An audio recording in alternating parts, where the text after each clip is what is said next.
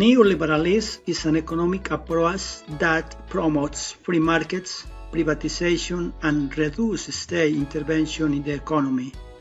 This philosophy has been shown to boost economic growth, create jobs, and foster innovation. Experience has demonstrated that market openness often leads to increased competition, resulting in better products and services for consumers.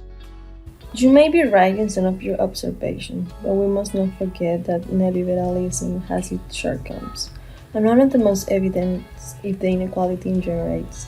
The pursuit of individual gain often leads to concentration of wealth in the hands of the few, while the more vulnerable classes bear the consequences. Furthermore, the relentless quest for the wealth without any control can deplete natural resources and jeopardize the survival of the generations. It is possible that neoliberalism may result in some level of inequality among individuals, but one must not forget that it is a driver of economic growth and tends to the health it generates the entire society benefits. No one can deny that the competition and efficiency promoted by neoliberalism lead to the greater prosperity for all. The improvement in the quality of life throughout the modern world is thanks to the application of this economic theory. The key is for the government to implement policies that mitigate inequality, such as progressive tax system and robust social safety nets.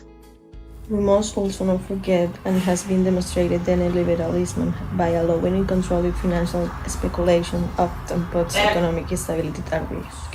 We saw some examples of this in the 2008 financial crisis. Another shortcoming is the privatization of essential services, such as education and care for society, to name two examples, can lead to increased cost of these essential services, hindering access of the most in need.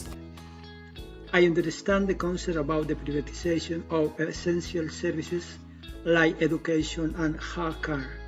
However, in a neoliberal approach, privatization does not necessarily imply the exclusion of the most in need.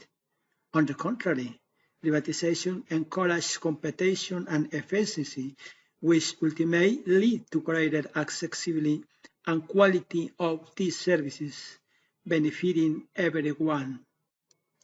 It has been shown that competition among private providers reduces the cost of services delivered and stimulate innovation. When multiple institutions compete to provide education or care services, they are motivated to offer better services and more competitive price. This can benefit all strates of society, including the most vulnerable.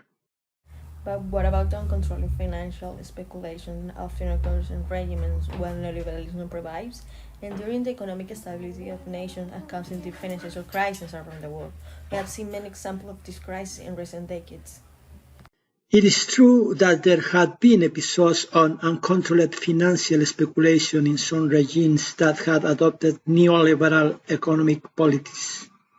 However, it is important to remember that unbridled financial speculation is not inherent to neoliberalism itself, but rather a consequence of inadequate implementation or lack of proper regulations. Moreover, it is important to highlight that financial crises are not exclusive to neoliberal economic approaches. We have witnessed financial crises insisting of different economic orientations. Therefore, such a crisis cannot be solely attributed to a particular economic ideology.